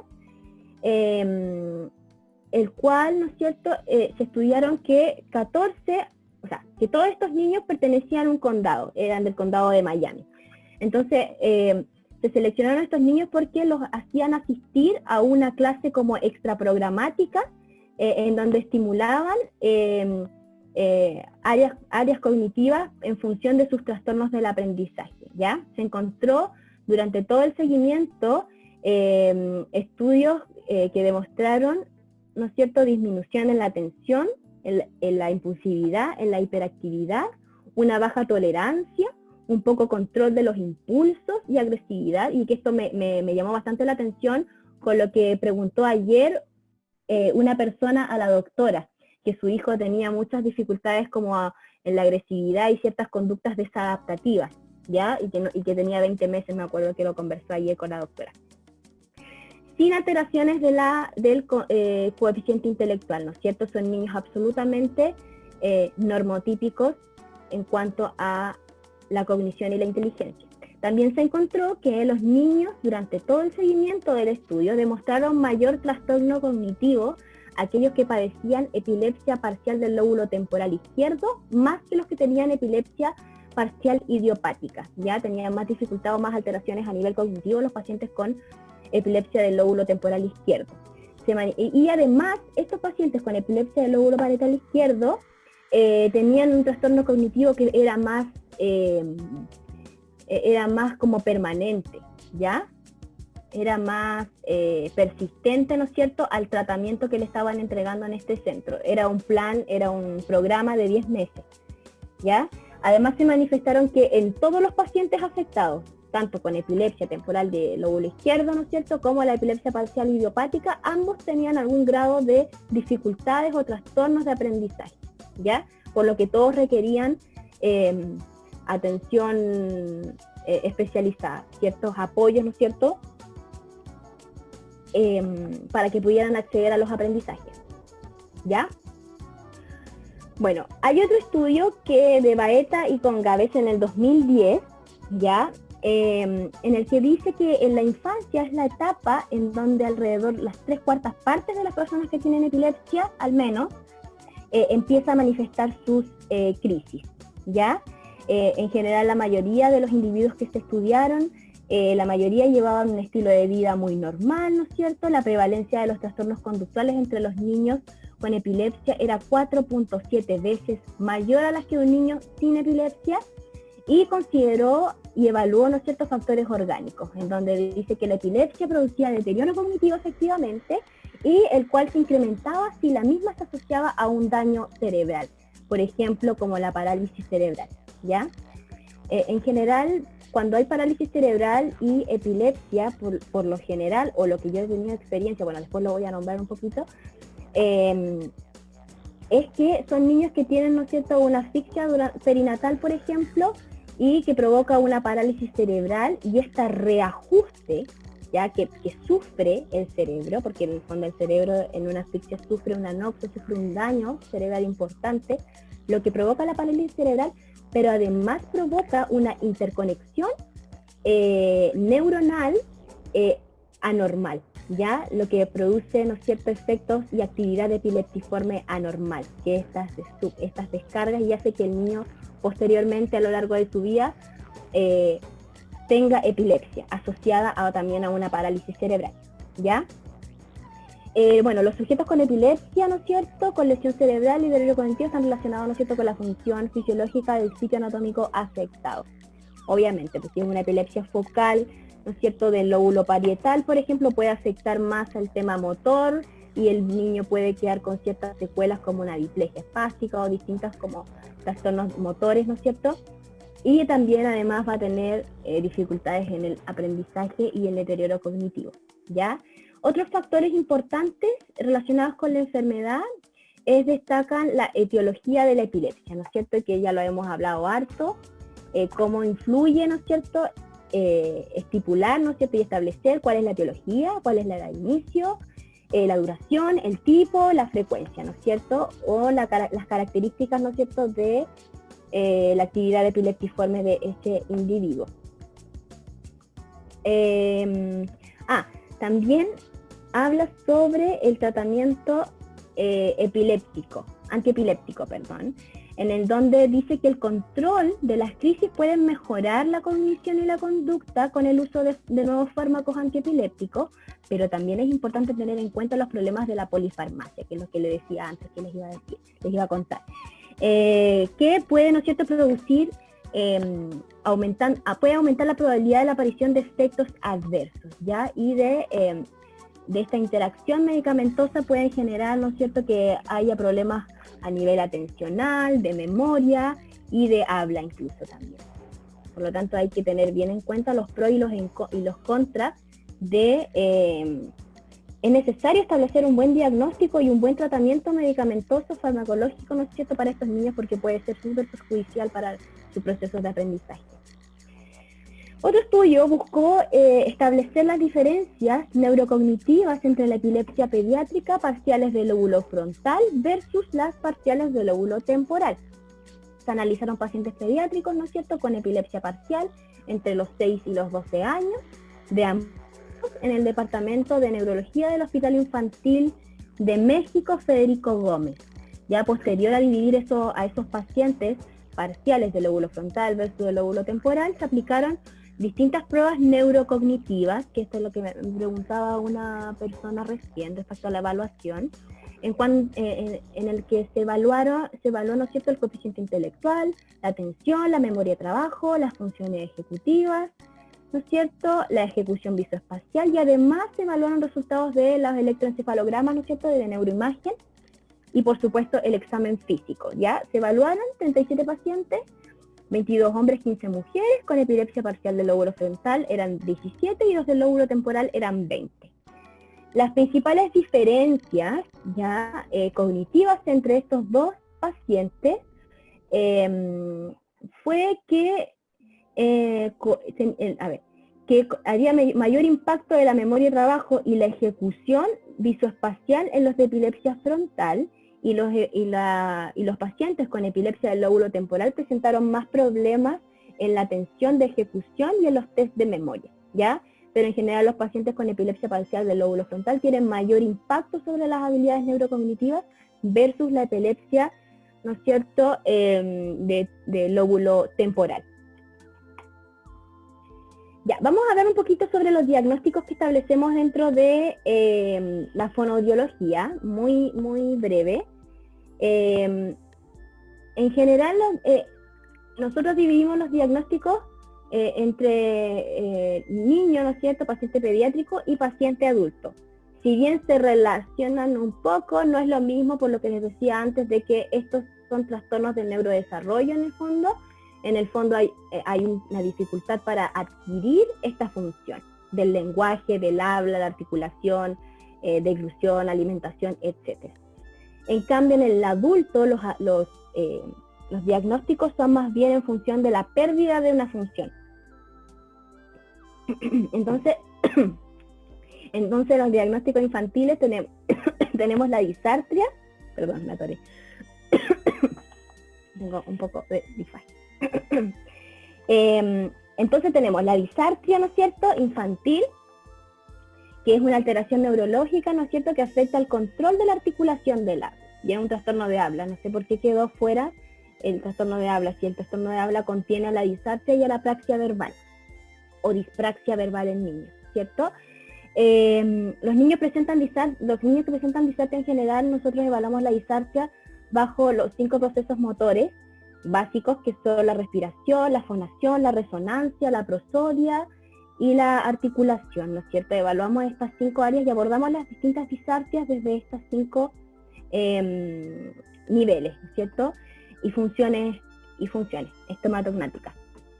En general, los pacientes con disartria tienen una respiración entrecortada, irregular, emiten sonidos y palabras con escaso aire, presentan una voz con disfonía, un poco nasalizada en ocasiones, su articulación es muy defectuosa, incluso a veces hay una distorsión consonántica, por ejemplo, y afecta directamente con la inteligibilidad del habla. Es un niño que se le entiende poco lo que dice, ¿no es cierto? Sin embargo, no significa que el lenguaje también esté mal, no significa que no esté entendiendo bien, sino que la forma en cómo lo dijo, ¿ya? Otro aspecto es, otro diagnóstico dentro de la fonoaudiología es la apraxia verbal o la dispraxia, ¿no es cierto?, en donde es un trastorno de habla poco común poco común en general en los pacientes con epilepsia infantil, ¿no es cierto? Pero lo que pasa aquí es que al cerebro le dificulta mucho planificar el movimiento del habla. Ya hay dificultades en el programador motor en el fondo, y los músculos del habla no son débiles, pero funcionan normalmente porque el cerebro tiene dificultad para dirigir, ¿no es cierto?, y controlar y coordinar los movimientos en pro de la articulación de algún sonido o fonema. Ya lo hablaba antes en la respuesta de lo que me habían preguntado, de la disfagia, ¿no es cierto?, que es una complicación en relación a la alimentación, en el acto de deglutir, y dificulta o impide la ingesta segura, eficiente y cómoda de alimentos, ¿ya? La deglución en sí es un proceso complejo que requiere mucha coordinación de los nervios craneales, del tronco cerebral, de la corteza motora, ¿no es cierto?, cerebral, y de los músculos de la boca, faringe y esófago, ¿no es cierto? Y que por lo tanto si tenemos una anoxia o un daño a nivel cortical del área motora que que controla los movimientos orales, como decía antes yo. Obviamente vamos a tener una incoordinación en el movimiento y un mal control del bolo, creando, ¿no es cierto?, provocando la disfagia.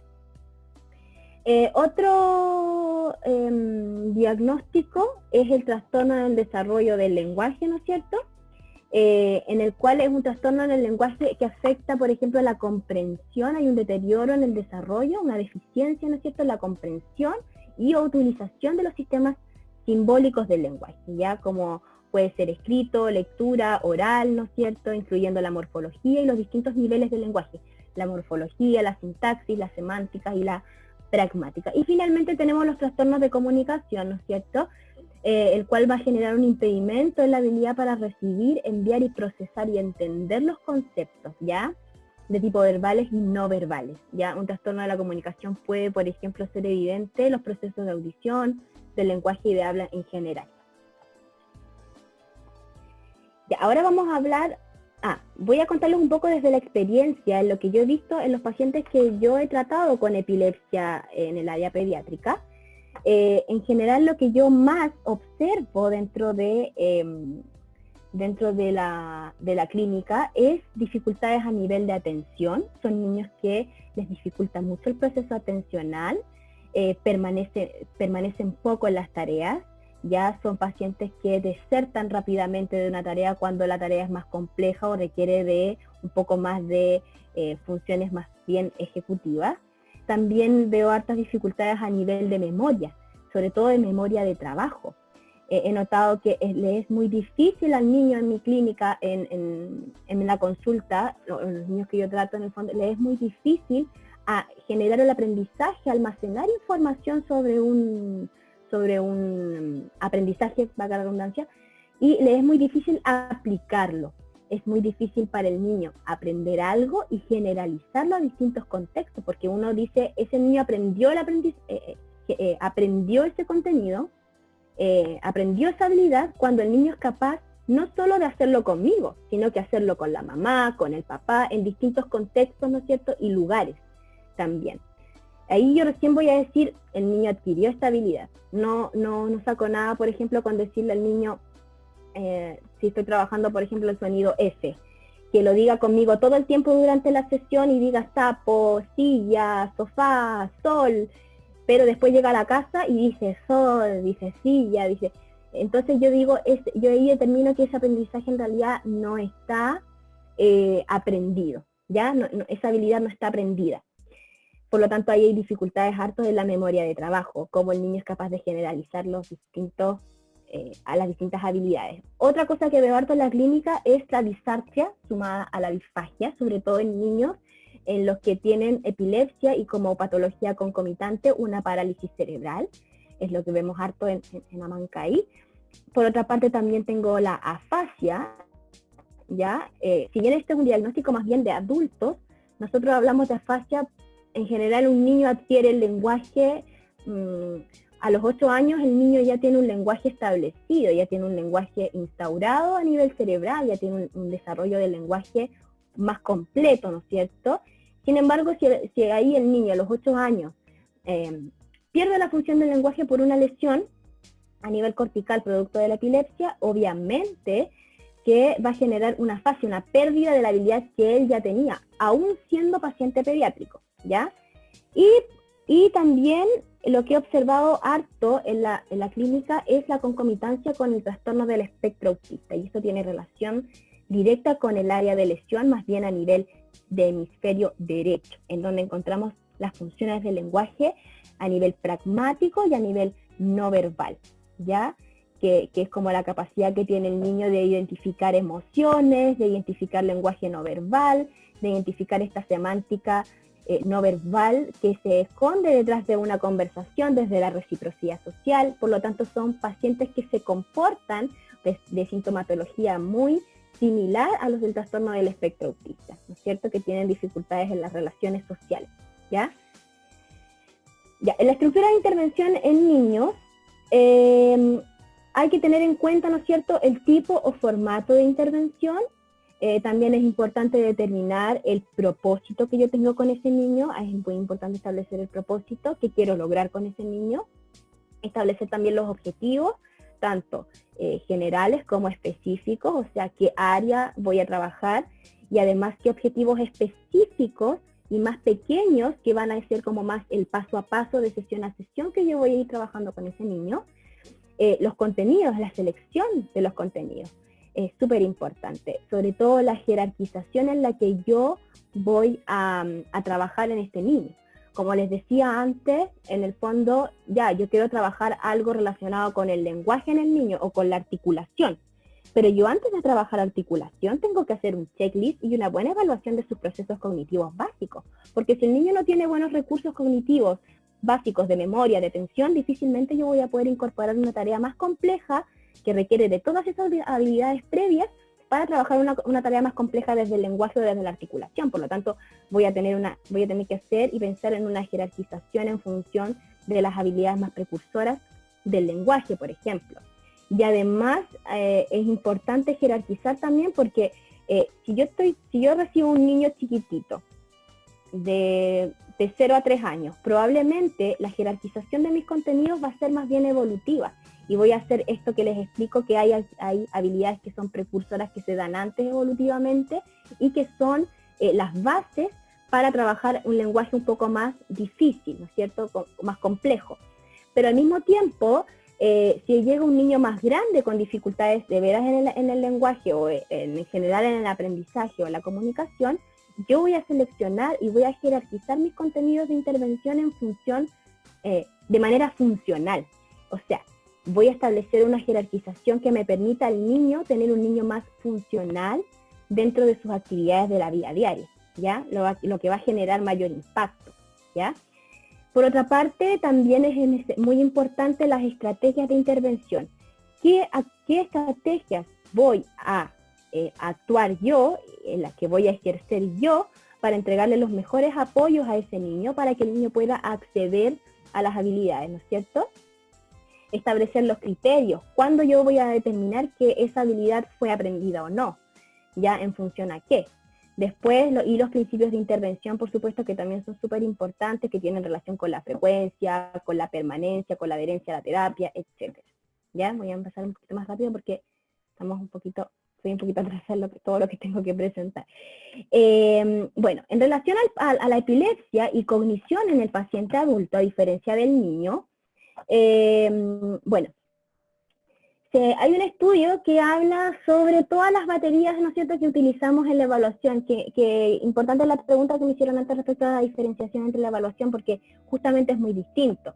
En el niño son ciertas baterías y en el adulto usamos más bien estas y evaluamos la inteligencia, la dominancia, la atención, la resolución de problemas, la memoria verbal, la memoria visual, el lenguaje, la visoespacialidad, a diferencia del niño que evaluábamos otras, ¿verdad?, que evaluábamos más bien como los procesos cognitivos más básicos. En el adulto evaluamos todos estos contenidos, ¿no es cierto?, entre muchos otros, con todas estas baterías que aparecen aquí que no me parece importante mencionar en este momento. Si alguien quiere investigar más allá, puede hacerlo sin duda, ¿ya? En la epilepsia en el adulto hay que tener súper en cuenta, y es súper importante desde el diagnóstico y desde la evaluación, tener claro el tipo de lesión, que ya lo venimos hablando toda la presentación, la importancia que tiene determinar el tipo de lesión, el tipo de epilepsia, ¿no es cierto? La edad de comienzo, la duración, las circunstancias del entorno, que tiene mucha relación con la red de apoyo en el paciente adulto, ¿no es cierto? El tratamiento farmacológico, la deprivación cultural.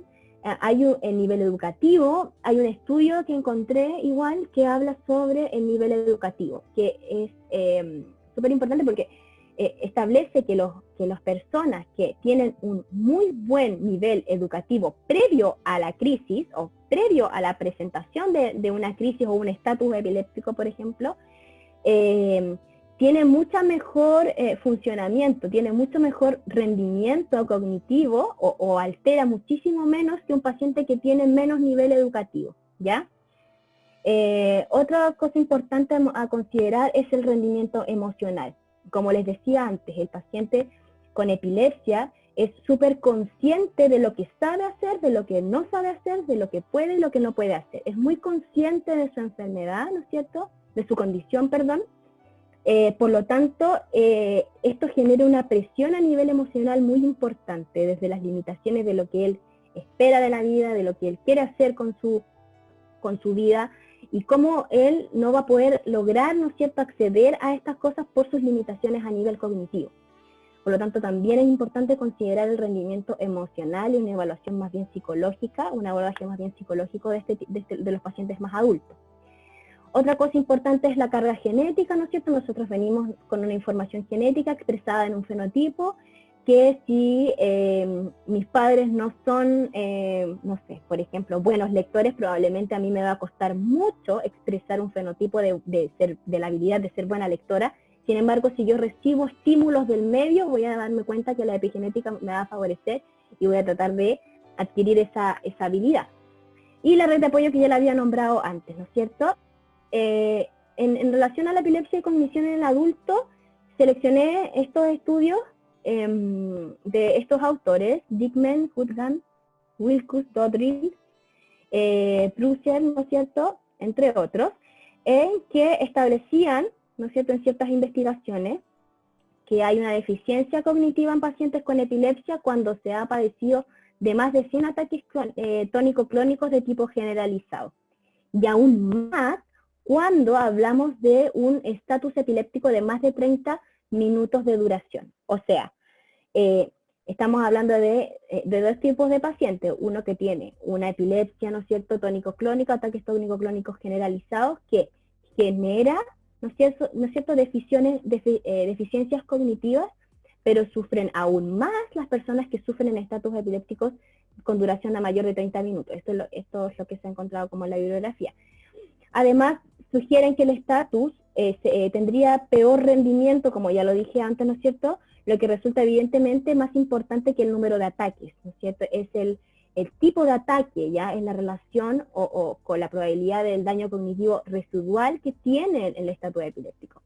Cuando un niño continúa padeciendo ataques hasta entrar en la edad adulta, es probable que su background educacional y su inserción laboral se hayan resentido. Obviamente, pues si hay un niño que desde etapas muy tempranas de su desarrollo, y que, insisto, es un niño que tiene un nivel intelectual absolutamente normal, un coeficiente intelectual absolutamente normal, pero que ha sufrido tantas descargas y tanta actividad epileptiforme anormal, que ha ido generando daño tras daño, por lo cual le va a costar muchísimo más mejorar su desempeño a nivel educacional en la juventud, o sea, en el desarrollo infanto-juvenil, y obviamente va a impactar, ¿no es cierto?, de manera directa en su inserción laboral también, ¿ya?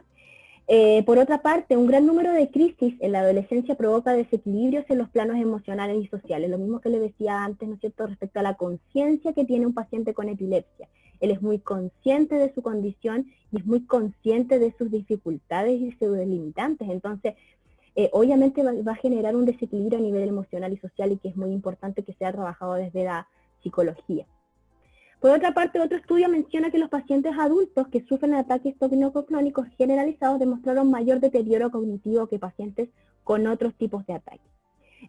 Hablábamos, ¿no es cierto?, que el que va a generar muchísimo mayor daño y más permanente a nivel cognitivo van a ser los estatus epilépticos, y por consiguiente vienen los ataques de tipo tónico-clónico generalizado. Y después de eso vienen el resto de todas las otras epilepsias, que son más bien focales o parciales de algún lóbulo en específico, en el que van a ir a afectar cierta habilidad cognitiva más específica según el área de la lesión, ¿no es cierto?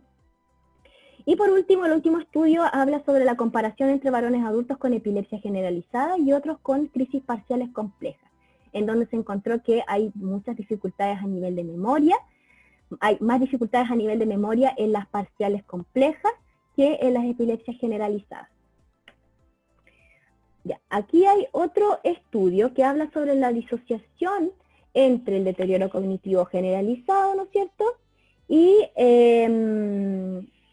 entre el deterioro cognitivo generalizado y versus las respuestas preservadas de atención y concentración en funciones ejecutivas, ¿ya? Este es un estudio de Ure y Paresolo, que a mí me pareció súper interesante, y habla con respecto a cómo influye estos tipos de epilepsia, este deterioro cognitivo generalizado en función a la inteligencia, la memoria, el lenguaje y la visoespacialidad, con respecto a las respuestas preservadas de atención y concentración de funciones ejecutivas, ¿no es cierto?, que es lo que aparece ahí. El trastorno amnésico, o sea, el trastorno a nivel de memoria, es predominantemente verbal en las epilepsias del lóbulo temporal izquierdo y no verbal en las epilepsias del lóbulo temporal derecho, que ya lo habíamos hablado de localización en el sistema nervioso en el fondo de habilidades cognitivas, que lo verbal está en el izquierdo y lo no verbal está más bien en el derecho. No solo aprenden menos información verbal, sino que además la que aprenden la olvidan con mucha facilidad, ¿ya? Tengo una paciente que tiene una epilepsia temporal del lóbulo izquierdo, ¿no es cierto?, el lóbulo temporal izquierdo, y que tiene bastantes dificultades, de hecho, a nivel de memoria, de recordar.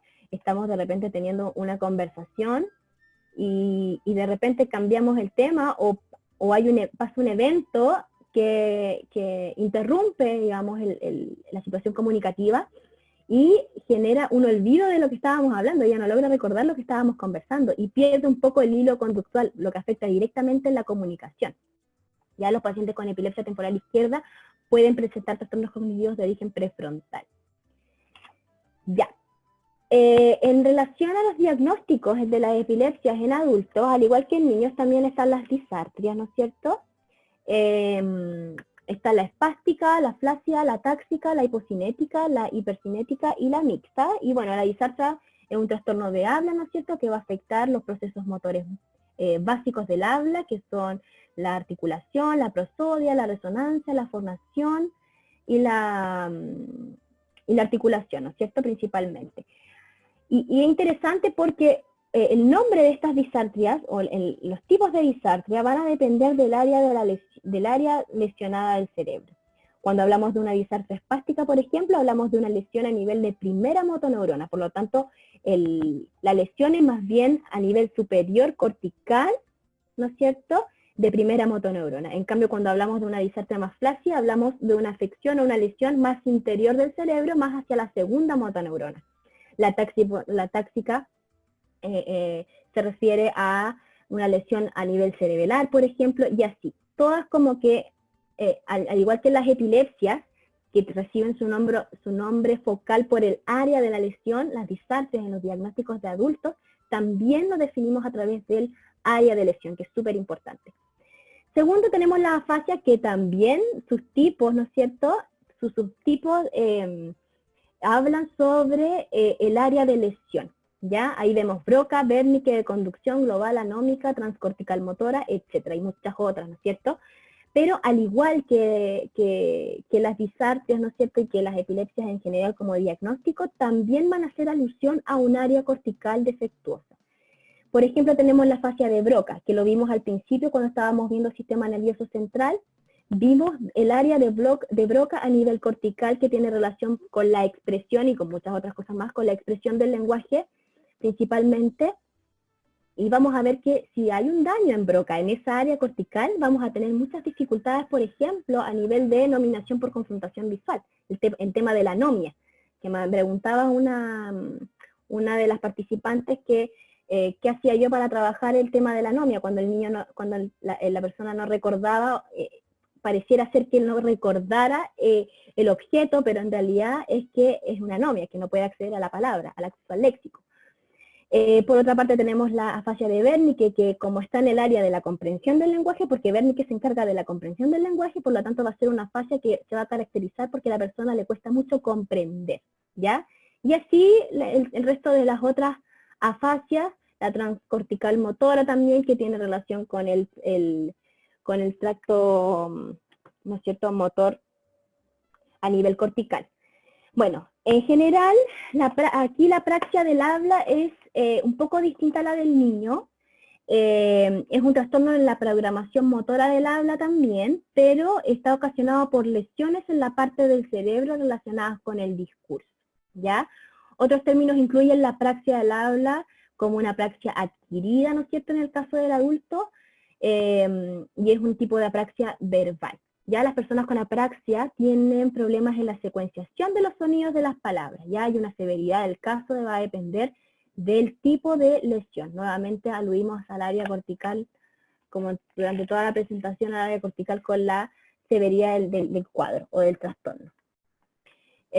Y que hablábamos incluso el tema de la praxia del habla, hablábamos la localización del habla, incluso las lesiones epilépticas o de actividad epileptiforme anormal hacia las áreas más interiores, hacia las amígdalas, hacia la ínsula, la zona de la ínsula, que en el último estudio de Weather, en el fondo, se estableció que hay una importante implicancia de que efectivamente el habla está ubicado en la ínsula.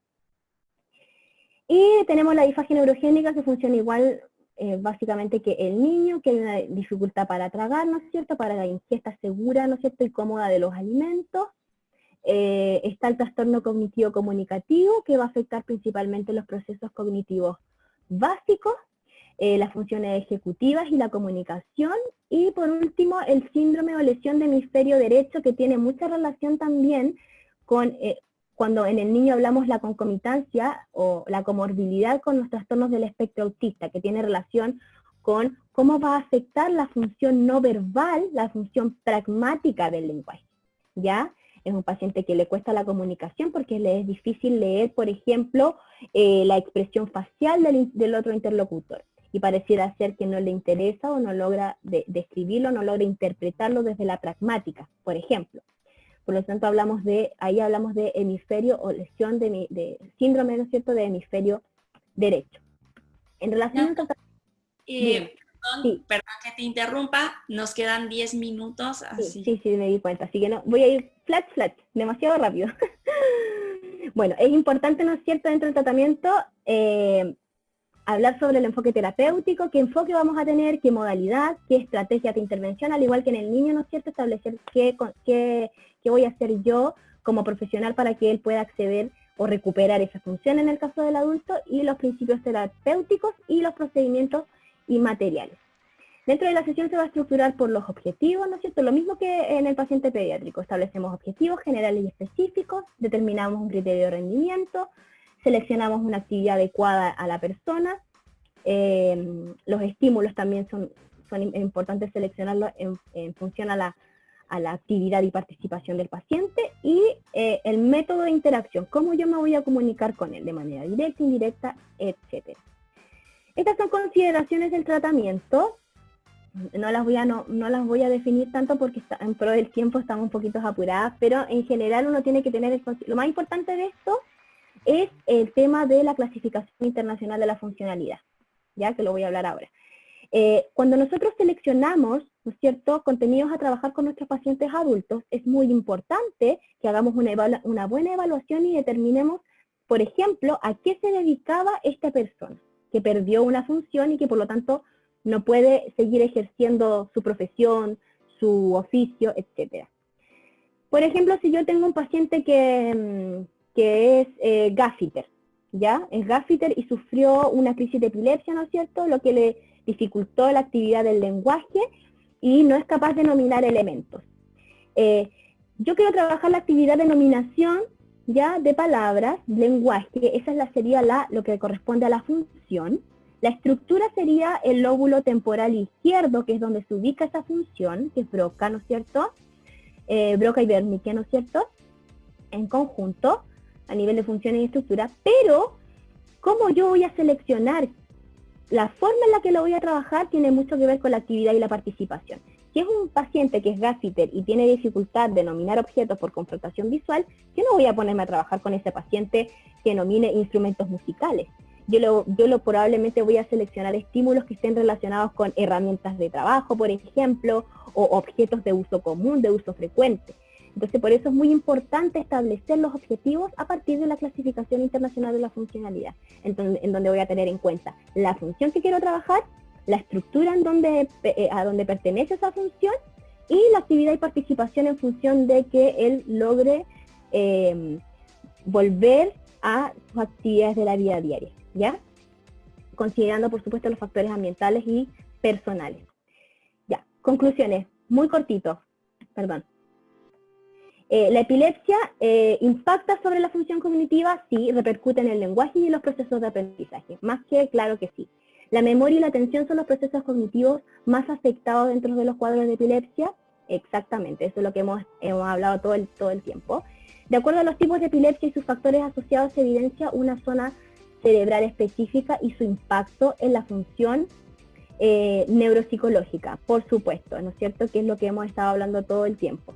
Cómo impacta, ¿no es cierto?, el área de lesión con las funciones neuropsicológicas.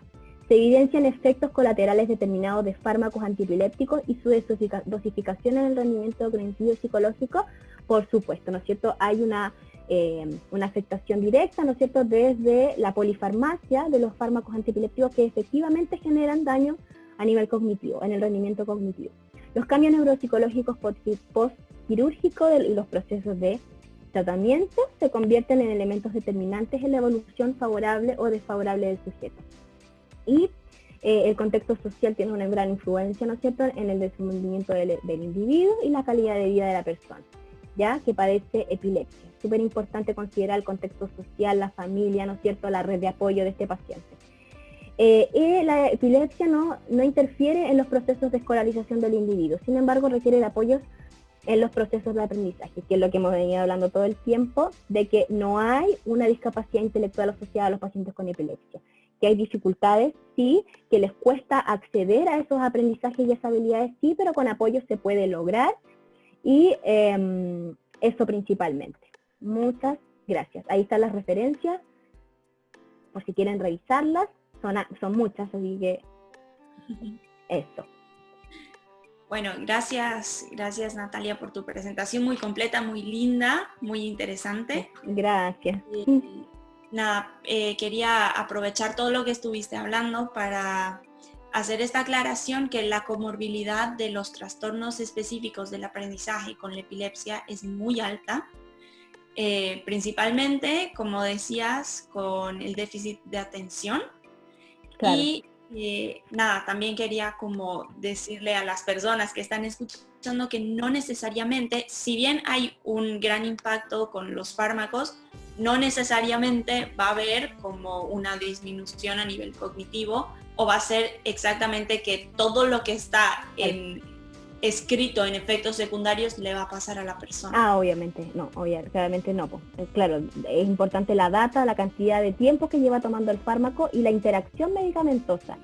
Eso es como lo que va a ir generando un poquito más de daño en el fondo, pero gracias a la rehabilitación, podemos compensar todas estas disfunciones, ¿no es cierto? Y que esa era la finalidad. Genial. Ahora no creo que podamos alcanzar a responder más de 2 preguntas, pero quería decirles a todos que las preguntas que no se han respondido, en un futuro vamos a hacer un video donde Natalia va a estar respondiendo como las preguntas que quedaron. Maravilloso, sí, yo feliz de ayudarlos en todo lo que necesiten. Así que síganme en redes sociales, me hice hace poquito una cuenta de Instagram para que los que quieran puedan consultar lo que deseen. Yo feliz de poder ayudarlos. Genial. Antes de hacer las 2 preguntitas, quería decirles a todos que no se salgan, al final vamos a hacer una foto grupal. Así que te hago estas 2 preguntas y seguimos. Dice, en cuanto al reflujo y las agrieras, ¿es posible que aumente la sensibilidad en su boca? Por supuesto. Claro que sí, dentro del manejo sensorial a nivel intraoral va a aumentar la cantidad de información que llega al cerebro, ¿no es cierto?, de esta sensación de reflujo. Va a irritar la mucosa, ¿no es cierto?, que reviste las estructuras orales y laringeas, por lo tanto, claro, va a haber una hipersensibilidad o un rechazo a la alimentación, porque no es una conducta que él recuerde de manera positiva, no es una experiencia oral positiva, por lo tanto, él va a asociar esta sensación de ardor sensorial, ¿no es cierto?, por el reflujo, a que esto pasa cada vez que come. Por lo tanto, el cerebro del niño es muy inteligente y va a entender la causa-efecto que tiene después de comer y que es esta sensación, por lo tanto va a haber cierto rechazo a nivel de alimentación por algo sensorial. Bueno, justamente hablando de esta hipersensibilidad, preguntan cómo se puede manejar. Ya, importante disminuir, ¿no es cierto? O sea, hay que trabajar sobre qué está consumiendo el niño, tratar de inhibir o eliminar en lo posible ciertos irritantes laringios, ¿no es cierto?, que están presentes dentro de algunos tipos de alimentos. Y aquellos alimentos que no le gustan tanto o que desde lo sensorial como lo de la textura, esto es todo un trabajo el tema de la alimentación, pero uno en general parte poco a poco y por proceso.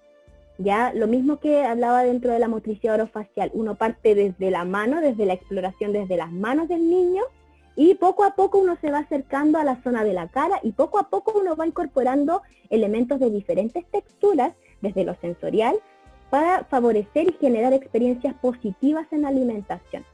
Así que en el fondo es importante, cuando pasa esto de que hay un rechazo alimentario porque hay reflujo, porque es una mala experiencia, hay que tratar de volver a incorporar alimentos que sean bajos en irritantes laringios, por ejemplo los alimentos muy condimentados, etcétera, y probar de nuevo con ingesta de alimentos no tan condimentados.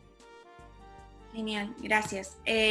Bueno, a los que estaban preguntando, las redes de Natalia en Instagram es @Natalia_fonoaudióloga. Ya, espera, lo voy a escribir. Ahora por el chat. Y mientras tanto, les pedimos a todos si pueden activar sus cámaras, así sacamos una foto grupal. También los queremos invitar a la charla de mañana, que va a ser la última de este segundo encuentro, donde vamos a hablar desde una mirada de la terapia ocupacional.